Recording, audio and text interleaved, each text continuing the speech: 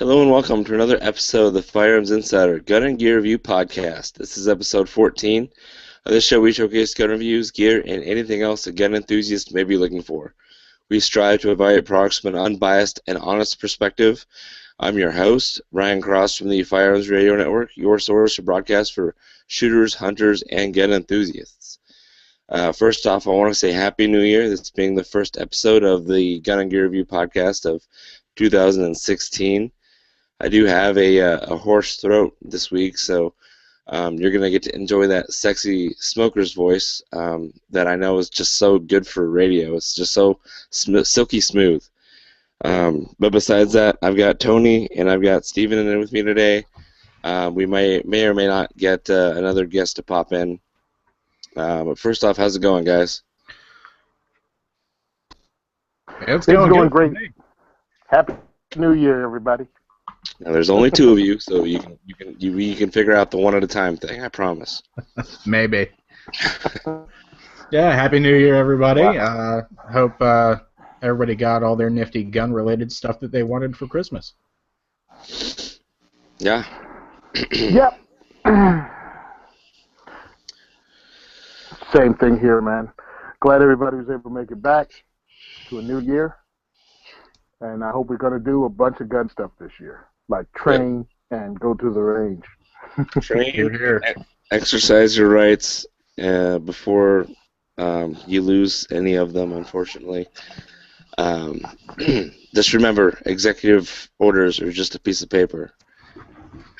So just keep on buying, keep on training, train more than you buy. That's the important takeaway for this year is you can own all the ammo and all the cool guns in the world, but if you don't train how to use them, you're just kind of dicking around. Is that okay to say on the radio? I think it's appropriate. Whew. Someone gets ratchet when they get sick. He's using dirty words. Yeah, I'm all edgy and stuff. All right, so... Oh, I know what it is. Somebody's on the NyQuil. Somebody's on the NyQuil. Yeah. Yeah. So the announcements this week, as always, Patriot Patch is our bandwidth sponsor. Go over to patriotpatch.co to look at some sweet patches and T-shirts that we're shilling here on the network. This is me and Jake Challen's little business that we launched in 2015, and it's done amazingly well. I'm getting to add a bunch of sweet patches to my portfolio. I didn't know I'd be making this much in just less than a year. So we got some new pre-orders that are up available for the new year 2016. So we've got a Team M-Lock and Team Keymod patch. So if you're an AR-15 lover and you have chosen the M-Lock route or the Keymod route, you can buy a patch specifically and let everyone else know that they're wrong and they are supporting the wrong accessory mounting platform. We've also got Wolverines, a kind of a homage to Red Dawn with a Kalashnikov rifle on there. We've also got Modern Musket. This is a combo that we're doing with our Modern Musket T-shirts. They're just white shirts with an AR-15 on them. So now we're doing a patch, and we're giving away T-shirts with every patch pre-order.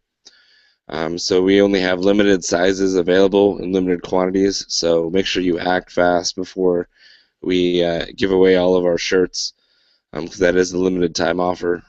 But hey, where else can you pre-order a patch and get a free T-shirt? That's pretty sweet right there. We've also just added an Instagram patch for all you Instagrammers out there, because if you didn't post on Instagram, did it really happen? Let's be honest. that was sarcasm. I know you're cracking up, Tony. Yeah. So that being said, guests are always welcome. I'm getting more emails this year about people wanting to join the show, and that's awesome. We want to encourage that. So if you guys just want to email across at firearmsradio.tv, and we'll get you set up and see if you want to come on the show.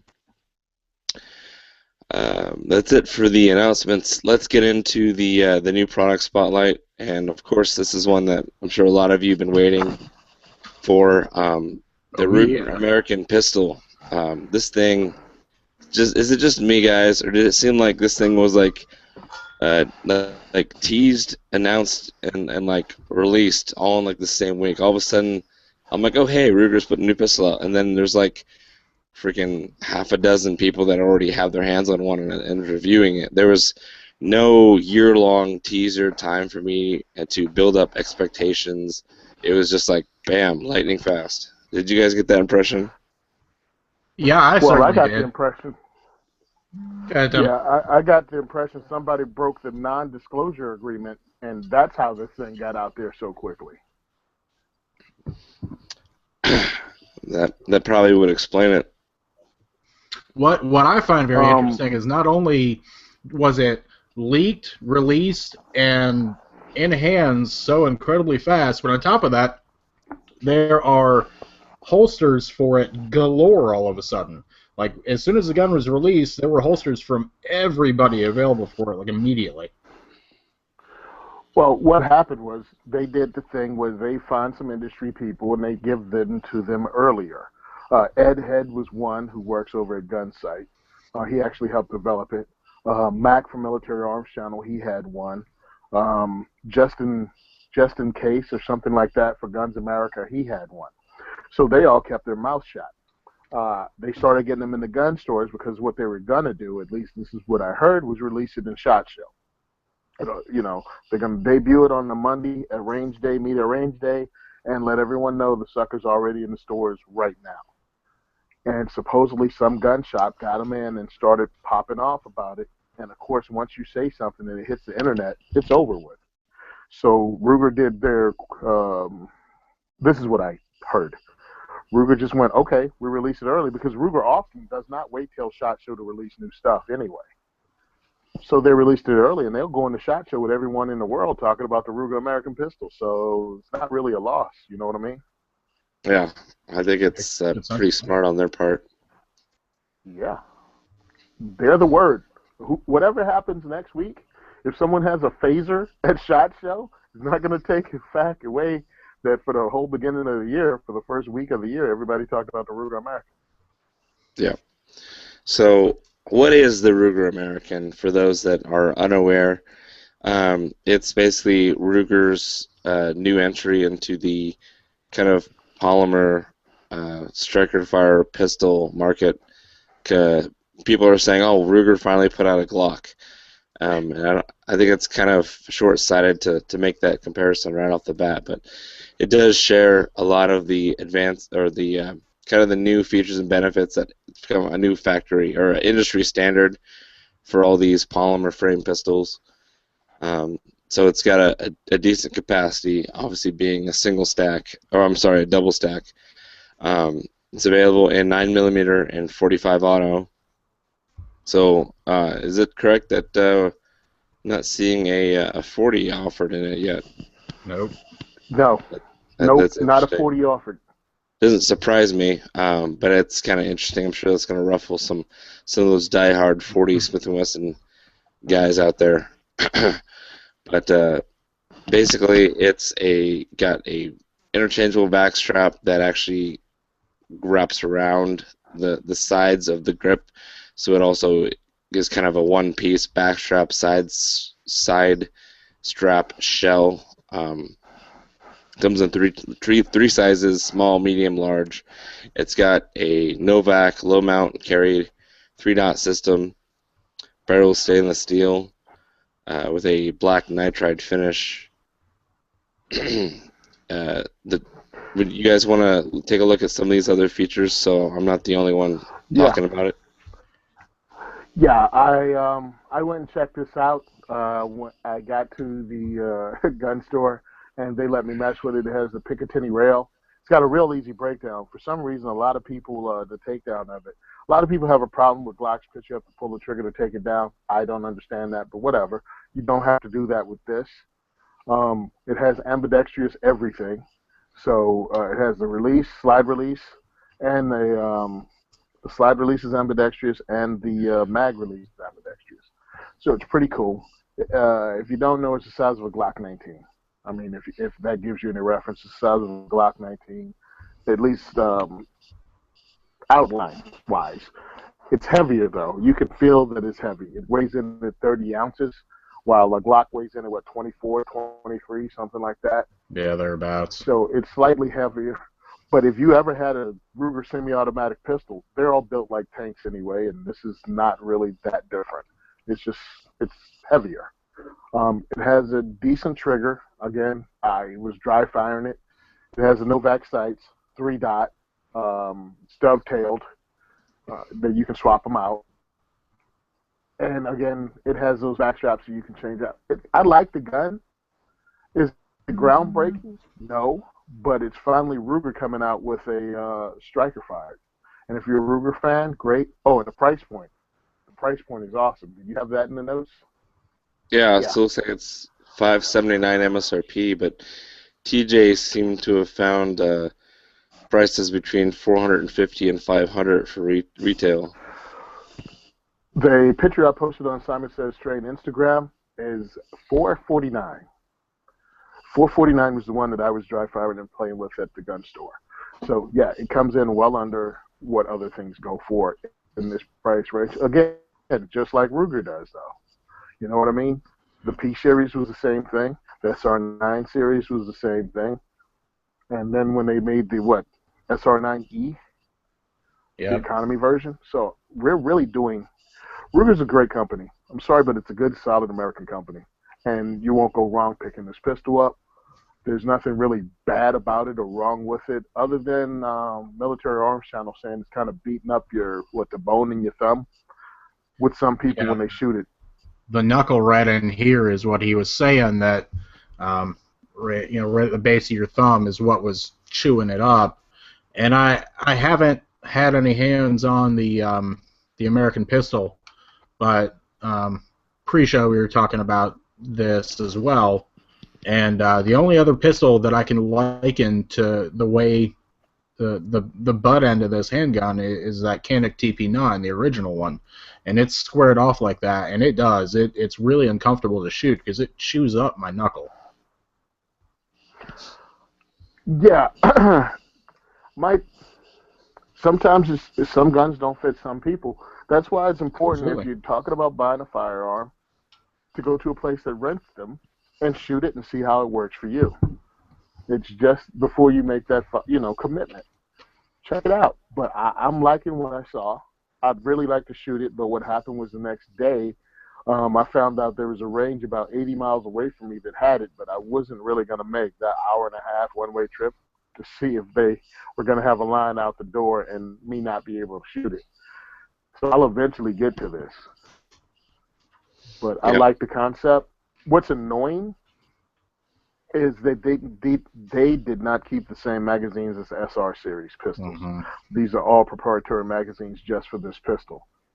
So if you already own SR9, because the SR9 and the SR9E all took the same mag, this doesn't. So this is all new magazines. I think they're about $30 each. And as a New Jersey resident, they're 17-round mags or 10-round mags, 9mm. They don't have 15-rounders for people like New Jersey and Colorado. Mm-hmm. So you're just going to have to take the hit. They have 10-round mags and 45, though. I have no idea. I've heard yes and no on 40. I don't know what they're going to do. Depends on demand, more than likely. Yeah. It seems like they'll do what HK did with the VP9, releasing the 9mm or the more popular caliber first and see how that goes, and then drop a 40 cal if there seems to be more of a demand for it. Yeah. Yeah. Now something that Ruger's kind of been well known for their SR9 series is the ambidextrous controls. Usually there's a safety on both sides of those pistols. There is no external safety on the Ruger American, so that's kind of where it's Ruger's Glock reference comes from, is that it uses the internal, I would call them passive safety systems. So it uses an internal automatic sear block system and that trigger blade that acts as a safety. So technically you can load it, and it's not supposed to fire until something actually squeezes the trigger. So a lot of guys say, oh, you can load this and throw it across the store and it won't go off. And I think that's not a great sales pitch, but it kind of illustrates the point of those safety systems are getting so popular. Smith & Wesson's got it. Glock's obviously had it for a while. They've got this in the LC9S with their bladed trigger. It's just a popular internal safety system. People are getting a little bit more confident. Obviously, if you only own a couple firearms, you're probably fairly confident with trigger discipline, mental discipline. You don't need an external safety to use as a crutch to operate your firearm safely.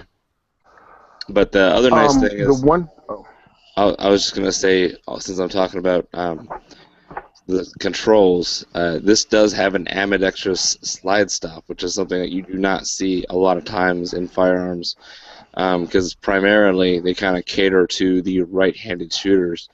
Lefties have a tough time adapting to lock the slide to the rear, without any rounds in the magazine when it's locked open on empty, disengaging that slide lock with the other hand, trying to kind of have to learn a new exercise for doing that.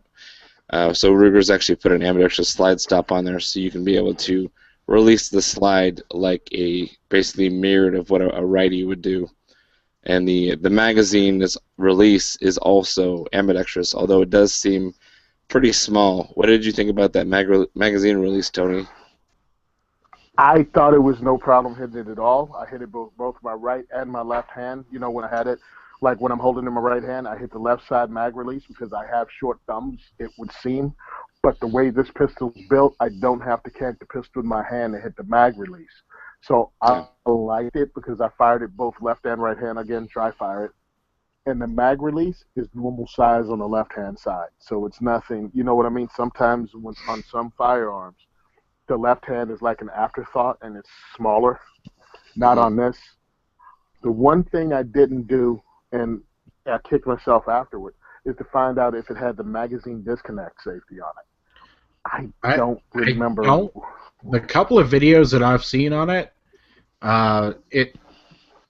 believe they said that it doesn't. So I don't believe it's got the magazine disconnect safety and no silly loaded chamber indicator. The loaded went up. So this is definitely a big step forward for Ruger, I think. Because they've just gotten rid of all that stuff. I had an LC9 shortly after it came out. That was I carried that as my backup gun, and it had all those active safeties. Had the thumb safety, had the loaded chamber indicator, had the mag safety. It wasn't a deal breaker for me, but I'd prefer to not have them. And man, this is awesome. A quick question for you. That polygonal shape behind the magazine release, is that recessed or is that does that come out of the gun? Yeah, it's recessed back there. It's pretty. I mean, again, it allowed me to be able to reach the mag release without canning my hand. That's one of the things I liked about it. It seems thinner. The way they have it set up, it worked well for me. Again, it's a little heavier, and you can feel it's a little heavier because at the same time I was handling the PPQ. I was handling the Walker PPQ M2 series, so I was able to compare the two side by side. Again, I was at a busy gun shop, so yeah, if it would have been a slow day, I would have had out, the M&P and the Glock 19 and this. But I took what I could just to give people an idea of what was going on with this. Yeah, that's awesome. Definitely, I mean, just the overall looks of the design, it looks like it has a low bore axis and kind of a lower center of gravity. Did it feel like that to you, Tony? Yes, it did. I mean, it really. You want to go? What's the big deal? They came out with a Glock 19, but I'm like, it is a big deal that Ruger came out with this, and it's well done. It's nothing. You're not. Truth be told, other than aftermarket stuff that you can put on a Glock, this is the same thing. This is the same thing. It just doesn't have the aftermarket accessories yet. Yep. So if you're a guy who would buy a Glock and not do anything to it, there's nothing wrong with buying a Ruger and not doing anything to it. Absolutely. I live in that I can't do anything to my gun ecosystem. I've got two FNSs, the full size and the compact, and really all I can do to it is swap out sights, and I have my front night sight on it, and that's really it. But fortunately enough, they've got good triggers on them.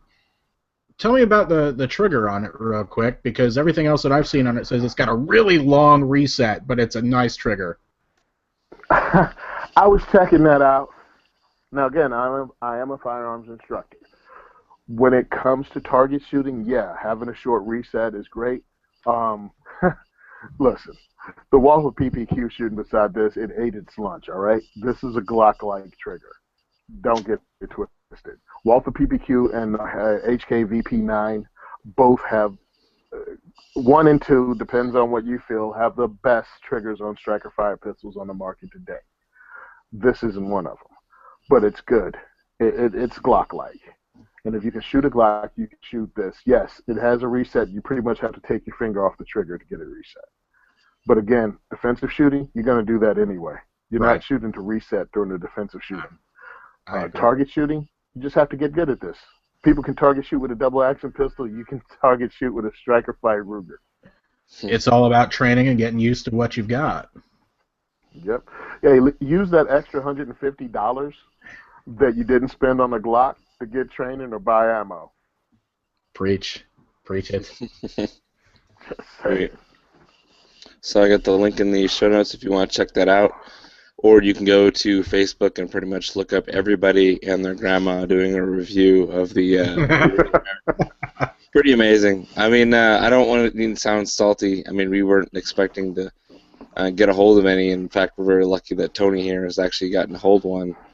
I haven't seen any come in locally in the shops yet. You bet when I do, I'm going to hold it and kind of work with it a little bit, as much as they let me before they kick me out of the shop. But yeah, cool stuff. It's good to see. I'm pretty sure this is going to be like one of the more sought-after products in SHOT Show 2016.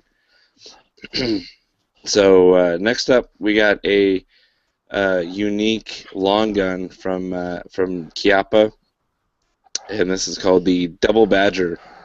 It's actually, you know what? I made a mistake. TJ didn't join us this week, and he was kind of bummed because he really wanted to talk about the Ruger American. And I told him that he could just leave his notes in the show notes, and I'd read them for him, and I completely skipped over them. So let's just rewind a little bit. I would read these in my best French-Canadian Louisiana Bayou accent, but with my current condition, that's going to be impossible. If you want to, you can do that. I just told him that we'd read it. Okay, hold on. Hi, everybody. It's TJ. It's kind of heavy compared to others. 30 ounces Ruger versus the 25 ounces of a Glock versus the 24 ounces of an M&P. Yeehaw. Shoot 'em. Features, man, he's gonna kill me. Features seem to be heavily influenced by the modular handgun competition for the U.S. Army. So I would look forward to a compact or subcompact version. And Military Arms Channel reported that the rear tang being square has caused some hand fatigue during firing. As it is, it's caused some hand fatigue during firing. Woohoo, Great. Canada, shoot 'em. Thanks for that, TJ. God, that was hilarious. All right, so back to the Chiappa Double Badger. I love the name. It's available in 410 and 22 long rifle or 410 and 22 Magnum. So obviously this is a dual caliber rifle.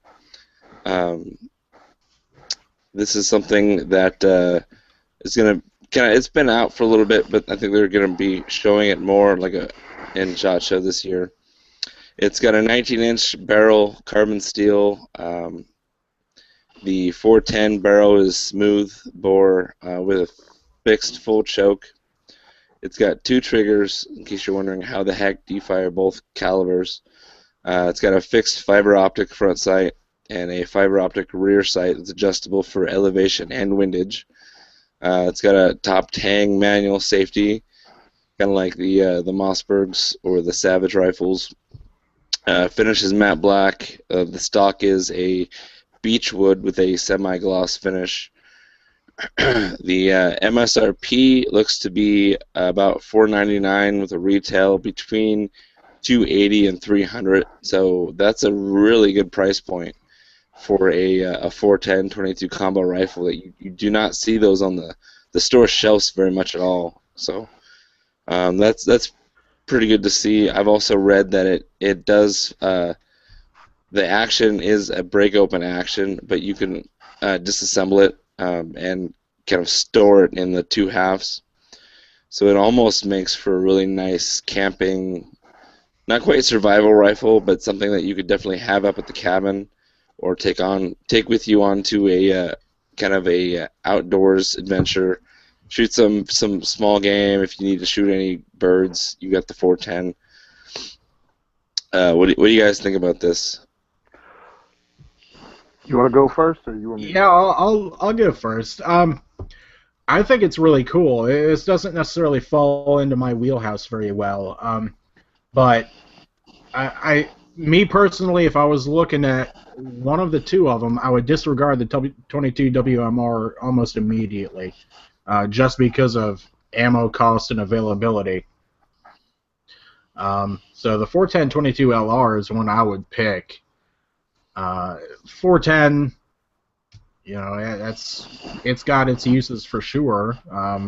Not the defensive side of things, which is what I tend to focus on, but that would be a fantastic, just go out in the woods and kind of fart around and take some squirrels and have a grand old time. Looking at the weight of it, 5.5 LR1. They're both 5.5 pounds, so it's real lightweight. I'd be interested to see how the triggers are on them. I've seen some of the Chiappa guns that I've handled over the years. Haven't necessarily had the greatest triggers in the world, but they've always been functional and serviceable. It's a good-looking gun, that's for sure, and I like the fact that they have the fiber optic sights on them.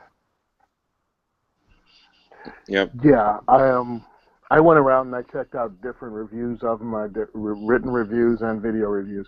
I like the fact that it does actually bend into just you can break it all the way down. It can bend and touch each other, so you can it doesn't really come apart, or at least they didn't take it apart, but they were able to bend it, in half to have both halves touching each other like a break barrel shotgun, and they were able to fit it into a backpack, somewhat like the Ruger 1022 Takedown. That's cool. As far as triggers, he had different trigger pulls on the 22 MR, and he said it was really a lightweight trigger pull. And then when he got the 22 long rifle version, he said it really had a stiff, like 9-pound trigger pull or something like that made it difficult to be as accurate as he wanted to be. 19-inch barrel, which is cool because it has to be, over 18 and a half for the shotgun anyway. Mm-hmm. So you're getting pretty much everything you can out of 22 long rifle round. As far as the 22 Magnum, because I thought the same thing as you did, it's hard enough to get 22 Magnum around. But then as I was reading the comments, I did not know they sold an adapter for 22 Magnum that allows you to shoot 22 long rifle. I wasn't aware of that. And seeing as this is a single shot, and that just extended, if you use this and if it works well, the adapter, then this just extended me from to use 22 long rifle and 22 Magnum. He was shooting out to a distance with this. Again, I read a couple of different ones, and they talk about accuracy and being able to take birds with the 410 out to like 30 to 40 yards, being able to hit small game. With the trigger he had on the 22 long rifle, he was talking 20 yards. But with the 22 Magnum, he was talking more like 50. Is one of those trappers. The guy is a trapper and does the beaver pelts and all that stuff. And he used this as a trap line gun. You know what I mean? You're able to hunt small game with it, and then you're also able to take stuff you have in the trap with the 22. And as far as self-defense with a 410, it's not the greatest, but a 410 packs a little heat. I mean, what, a little more than 45 long Colt? If you need it. Depending on your load. Yeah, and if you need something for self-defense, I'm thinking that you're not grabbing the single-shot 410 to run out and fight a battle. But if you're outside hunting or doing something like that, you can load up and stop a charging boar with a well-placed shot or something feral. The whole thing where it just completely folding in half, now that is really cool to me. Reminiscent of like the Keltec Sub 2000. Just fold it in half, stick it in a nice compact bag. Like I said, it's only 5.5 pounds, so if you're limited by law as to what you can carry, capacity, stuff like that, and if you're not just going out to do any high volume shooting, I think that would be a lot of fun, and the weight is really nice. He was discussing the weight again. He said the wood furniture is nice. It looks good. He was one of the guys that said he'd rather have in a survival situation or even in a wood situation synthetic stock. One, because of the weight, and two, because you can knock it around more. But truthfully, in my opinion, of course, this is a guy who likes surplus guns. Honest use in the firearm just adds character. Abuse is annoying, but honest use is fine. I completely agree. It doesn't look like somebody threw together a tactical monstrosity. It looks like something that you'd find in a gun library, that has some years on it. It definitely doesn't look like the 21st century rifle. It looks like it's got, at least a century on it. It does. Does it appear that it breaks by? There's kind of a single antler sort of piece of metal that extrudes down from the trigger guard. Does it seem like that would be the lever for breaking open the action? That's the lever for breaking open the action. I love that. That looks like very old world to me. You know what it is, right? It's blowing your mind. It's the Russian Smith & Wesson. They had that on the back of their pistol, that little wavy tang thing. Yeah. It just looks cool. Everything about it looks cool. The only thing that had me questioning was the trigger pull was supposedly atrocious, but other than that, they said it was well made. And they didn't even, sometimes when you read reviews, you have to read between them, or when you watch what people say, you look for what they don't say. But he didn't give it any left-handed compliments about, made to be knocked around or anything like that. So I think it looks as good as we're seeing it look in the photos. Nothing was beat up. The lines didn't look to be off like some guns you see, and the sides don't match up. I can't stand that. I mean, depending on the price point. But this is single shot either way. And one cool thing about single shot break barrels is they can stand up to the use because you're not firing hundreds of thousands of rounds through it. You know what I mean? Yeah. They last longer, usually. You depending on how much of the trigger you can get into, just a little bit of time and some stonework, some judicious stonework, you could bring that trigger pull into even not lowering the weight, but bring it crisper and make it a little bit nicer, and you're not really out any money, just a little time, and you've got a better shooting gun. Yep. Yeah, I mean, Ryan knows because he has some pretty cool triggers, I know. But sometimes we in the gun community put way too much importance on the poundage of a trigger pull instead of the smoothness of the trigger pull. Absolutely. I mean, if you have a gritty trigger pull with an unknown, you have no idea when the sear is going to break, yeah, that's not going to do well. But even if it's a stronger, you can work with it. Like an M&P trigger. And with something like this, yeah. Stop with it. I need an Apex trigger on the M&P that I just bought. I've got a buddy that's like that. He kills me. Oh, how's this? For the amount of money you spend on your Apex, buy some ammo, shoot your gun. Yeah, there's something These said TJ's for... notes? Nope. What's that? There's something to be said for what? There's something to be said for shooting your gun and wearing in the trigger on it. It makes a big difference. It's like putting the holes in your jeans as opposed to buying the jeans with. Yes, it's far more authentic. Yeah. Yeah. So just to make sure we don't skip over TJ's notes again, I was just gonna. Yeah. So okay. Obviously, you said it's obviously available in the 410 or 22, 410 22 long rifle, 410 22 Magnum. I'm finding both the long rifle and Magnum to be equally hard to find. The only advantage is obviously you can carry the 22 long rifle, a lot more of them, in a smaller container, and you probably are already sitting on enough. For a lot less money. For a lot less money, yeah. He said it'd be awesome to see it in larger calibers, like 30-30 over a 12 gauge. That's. Oof. I had a childhood friend who had something like that, and it was 410 and 22 Hornet. That thing was cool.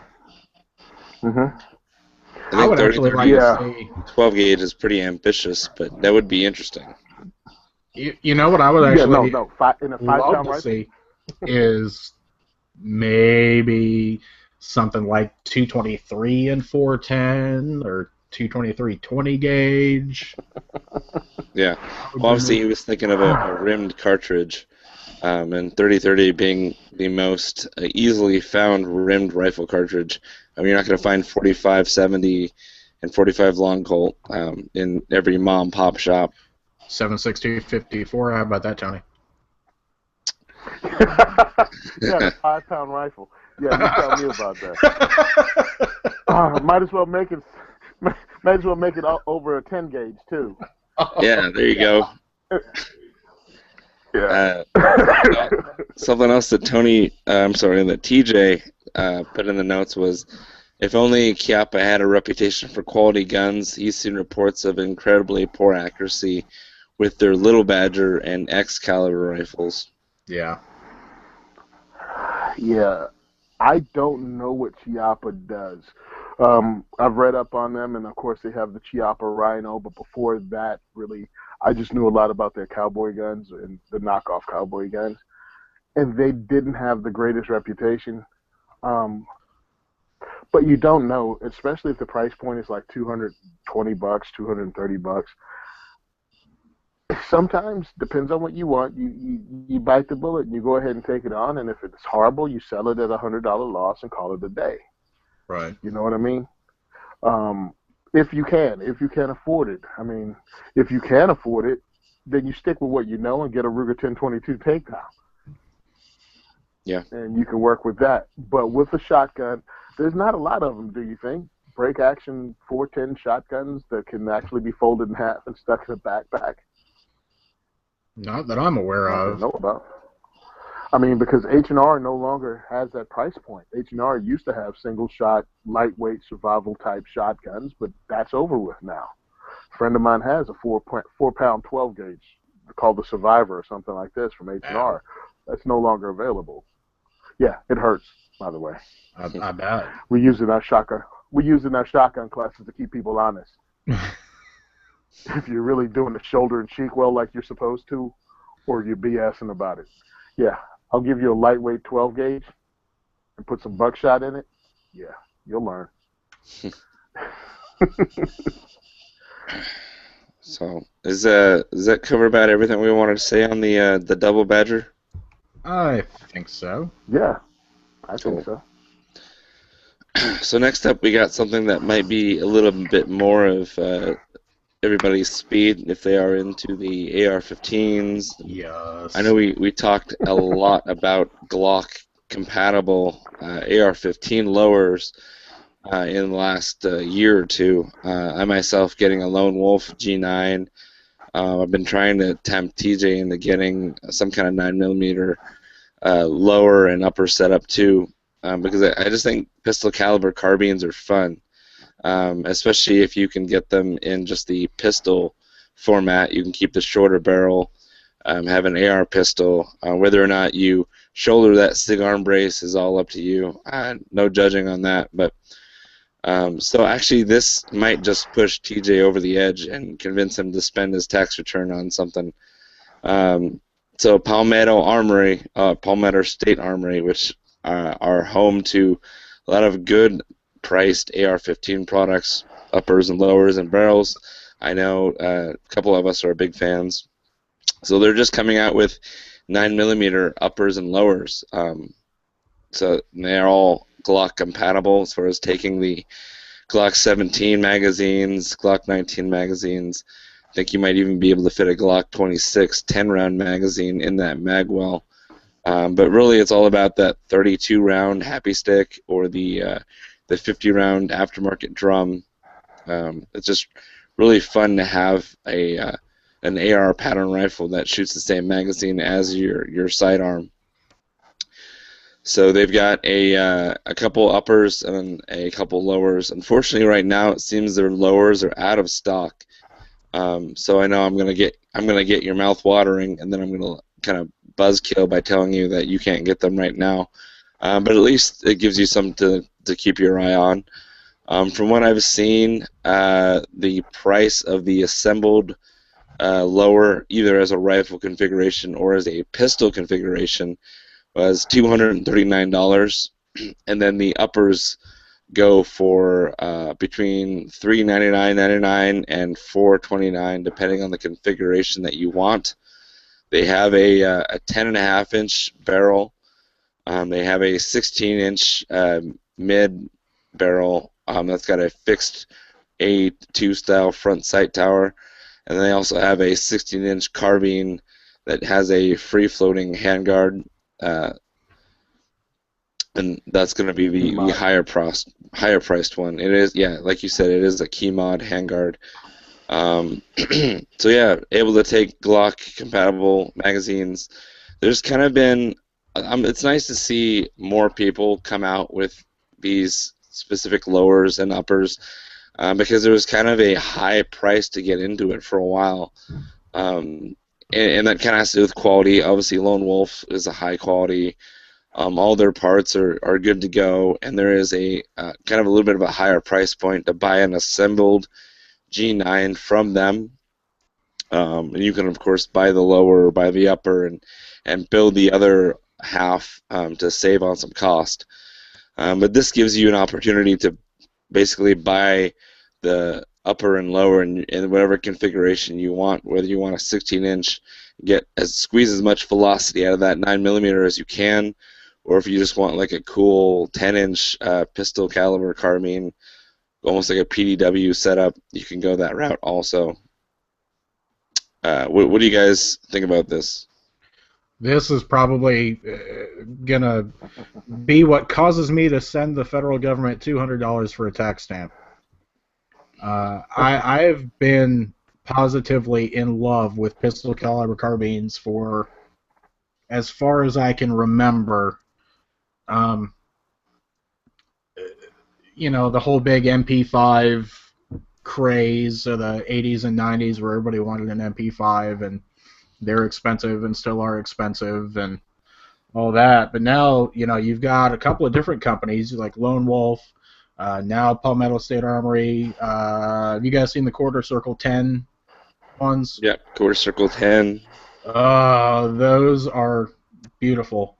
But the price point this PSA stuff is coming in at with nitrided barrels and everything super nice, and PSA is a known quality for being good stuff. I'm gonna have to spend some NFA money here before too long.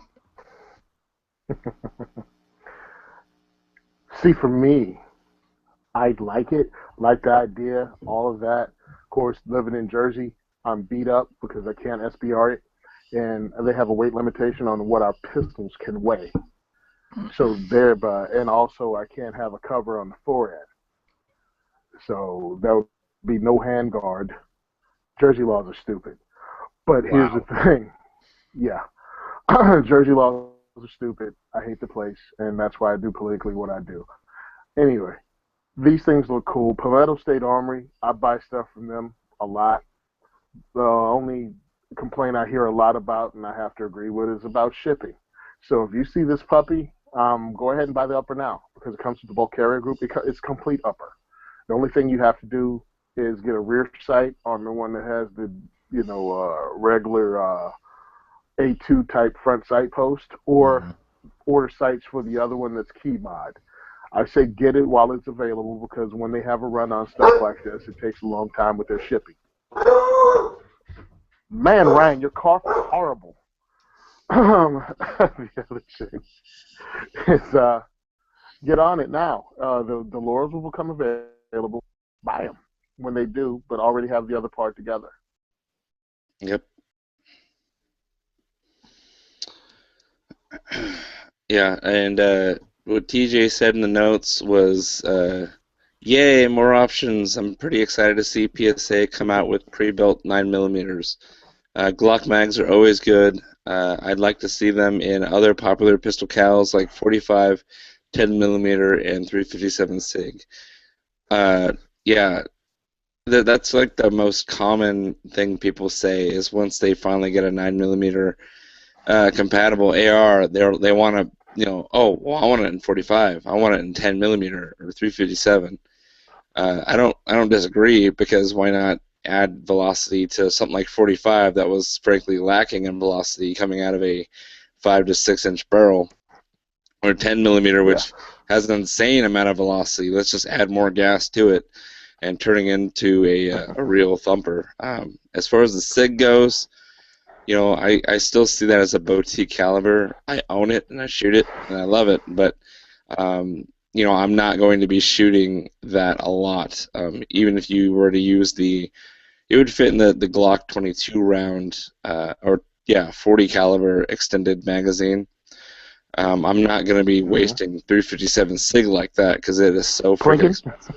Yeah, it's not a plinking caliber, and that's what these are really good for. Is plinking. I mean, they do a hell of a job for any kind of defense, but I'd also like it to be fun and economical. I envy anyone that can live in a place where you can. I mean, the awesomeness of a SIG brace or even SBR, but a SIG brace on a home defense firearm the size of one of these with an 8 or 10 inch barrel, shooting a pistol caliber, but with that extra velocity, and you can check out what velocity your round will get by going to ballisticbytheinch.com. Yeah. And all of a sudden, your 9mm is a lot more potent with some defensive rounds. Your 10mm is just stupefying. I mean, you're getting up to, depends on the length of the barrel, you're getting up to 44 velocities, 44 caliber, 44 magnum velocities, or at least 44 special. You know what I'm saying? Yeah. Out of something that's pistol caliber length, something you can apply lights to with the course and put lights on and whatnot as a self-defense firearm. And it's also, depends on what you're shooting, usually cheaper than home defense 5.56 rounds, which sometimes run about $1 a round. You know what I mean? Yep. The other cool thing is if they can get it, like you said, boutique rounds, but when you get up to, what is it, the 9x25 Dillon, which is a neck down 10mm, you talking heat now. You're talking very flat shooting thing that you can probably run carbine courses with, and you can probably get out to 100 yards with a pistol caliber carbine. Just saying, the options are wide open with something like this. You can reach out. You can do that with 9 yards with 9. You can reach Especially out to 100 yards with 9. Insane, no problem. And start throwing stuff like buffalo bore into it. And... Yeah, okay. But it's true. But again, 10mm, it's just fun, and you have a lot of options with pistol caliber carbine, especially when you start running the ARs with Glock mags. Yep. Very cool. I don't understand. Oh, let's not forget they also have ones that are Colt mag compatible for people who somehow still have those. Those Colt SMG mags. What? Yeah, I think I've seen maybe 2 of those in my entire life. Yeah. I have no idea where these guys are hanging out with these Colt submachine gun mags or where they get them from, but they make them somewhere. Sweet. So yeah, check that out, guys. So we don't have any reviews this week, but the Tech Gadget app, I found something really cool that I'm actually really excited to kind of read up more and actually see this product in person. And if you think about it, it's just one of those things like, dang it, why didn't I think of that? There's no way I have the skills, knowledge, or capabilities to assemble it and put a patent on it, but dang, it's about time.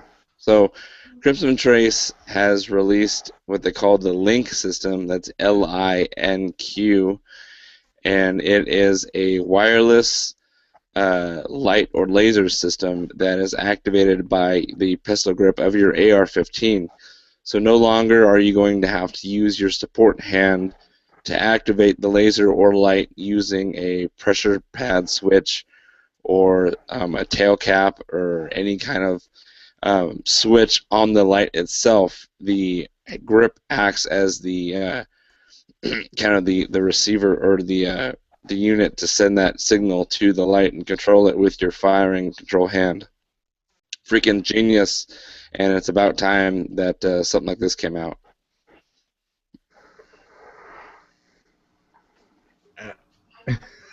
Okay. I think it's cool. It's very cool. I would have to see it. It's one of those things, like talking about the Bluetooth flashlight the other week. I would have to see it in person, see how it operates and how easy it is to interrupt it and all that. I don't know. I don't know. It's cool. See, It's really cool. That much I do know. And, have you guys seen that? It had something come out where it actually attaches to your trigger, and it's used for the same thing. The trigger actually. Yeah, you've seen it. So leaps and bounds above that by far, and coming from somebody like Crimson Trace, I'm sure it's fantastic. Crimson Trace supposedly has been working on this for years. They had to come up with, or they used military technology instead of Bluetooth. It's something else. But I like it. I think it's cool. I just wonder why it's only 300 lumens when people are trying to jack up the lumens. I mean, 300 lumens is something you have on a pistol, not something you have on a rifle. And they're showing the example of a rifle. I just think it should be more lumens, 600 to 1,000, I think are cool. Because you don't have to do the stupid wires thing now, so you can have a larger, in my opinion, larger flashlight on it, and you don't have to run the wires from it. So you can get the battery life and more power. But it's cool. Price point, hey, it's got to be what it's got to be because it's new technology. It'll eventually go down. But again, with higher lumens at that price point, it'll be awesome. And also the cool thing is you don't have to have your hands in a certain place. You can shift your, hand position from your support hand all around. Yeah. Do mag change, all kinds of stuff. That's what I was just thinking about that I like is not having to actuate it with your support hand, so you don't have to worry about your momentary switch, and you're still doing all your necessary tasks with your dominant hand, and your support hand does just what your support hand needs to do. So I really like that aspect of it for sure. Yeah, a lot of times where you mount that light on your weapon is dictated by how can you access it easy with your support hand, and you might have to have it far enough back where you can reach it with whatever grip you're comfortable with, but it's so far back that you start to get a silhouette from your handguard or your barrel projected out in your beam. So this is a way to have it on the very end of your rail, and yet you can still free to use your left hand to have it on a foregrip or angled foregrip or closer, however you tend to use it, or you can just activate your light with one hand and not necessarily need to hold your support hand on the rifle. You can open up a door or manipulate something with your support hand while you're having active control over whether your light's on or off or your laser is broadcasting or not. And the other cool thing is you can switch shoulders with it, and you don't have to move your light around or have your light centralized or tail cap. It's still on the pistol grip. So you Yep. change your shoulder, you can still operate the light while not, leaning out from behind cover. I mean, when I ran my classes and when I run classes, that's one of the problems of running a light is unless you have it centrally located or your ability to be able to operate the switch or the module from the other side, it's just a little more complicated. You know what I mean? To hit that switch. So Yeah. this is awesome. I like the idea. Hopefully it becomes a new thing. Yeah, even if they released just a 1 inch, just a regular flashlight that uses the same wireless technology, so that you're not putting what would look like a handgun configured a light. I mean, it looks like this was meant to slide onto the dust cover of a handgun and for the trigger guard. It'd be nice if you integrate the technology into a 1 inch tube flashlight with the regular bezel, and then use your existing light mount system, and then just replace the flashlight and the pistol grip. But this is pretty neat too. Laser's nice. You can have strobe and pulsing, which saves on batteries over time as far as runtime goes. It does use standard CR2 and CR123 lithium batteries. That's pretty standard. The price point for $549, it does keep it out of the range for me. I'm not in the market for even retail price is going to be probably about $4, or maybe a little less, a little more. But I'm still not in the market for a plus $200 flashlight. So I'm going to stick with what I got. But I could see the potential for this kind of technology farther down the road. Yeah, I'm with you. Yeah, I as it gets, would love to see just a light, no laser. If nothing else, just to bring the money part of it down, make it a little bit more accessible. yeah, I exactly know what you're saying, but that's what Crimson Trace is in the market for, Right. lasers. But I really think as the technology matures or as it gets to other companies, they'll do this because really, I think the lumens really should be jacked up because 300 lumens is not a lot in today's world. And, for the price point, I think 300 lumens is still enough to search your house and do things like that. Let's not get it twisted because, 5 years ago, 100 lumens was a big deal. It's just the technology has grown and people starting to expect more. The consumer's expecting more. And that's where we are. And the price goes down. I think it's a great thing. And really, I think one of the things about a laser is a lot of people don't know how to run them to be most effective. I think it has a limited use. It's not to be used for everything. And I don't think some people really appreciate that. I know I don't. I'm still figuring it out. But, I feel it has a use, but I don't think it's as widespread as some people think. You're supposed to burn out the assailant's retinas so they can't return fire, isn't that right? Oh, okay, that makes sense. That makes sense. Plus, when you're tactically bored, you can aim it at airplanes and really get the FFA involved. Yeah. Right. I'm just waiting for the super operator UV laser model, so it's got to be night vision capable. Of course. Yep. So cool. I mean, I thought that was pretty high tech and trick, but maybe practical use is a little bit further down the road. So great stuff. We should be running our own R&D team for some of these ideas we come up with, and kind of playing devil's advocate with some of this stuff. Now I just have to figure out how to have somebody pay me to do that. Yeah. Who knows? Never give up hope. I wish I did. I wish I knew. Yep. So no listener feedback this week. As always, we give Tony his 90 seconds of fame to plug his stuff that he's got going on. What do you got, man? Second is for everyone. Diversity Shoot is coming up on February 4th. That's Thursday, February 4th at 6 p.m. It's going to be awesome. I have new swag, new stuff, new knives, I have no idea who's going to be speaking this time.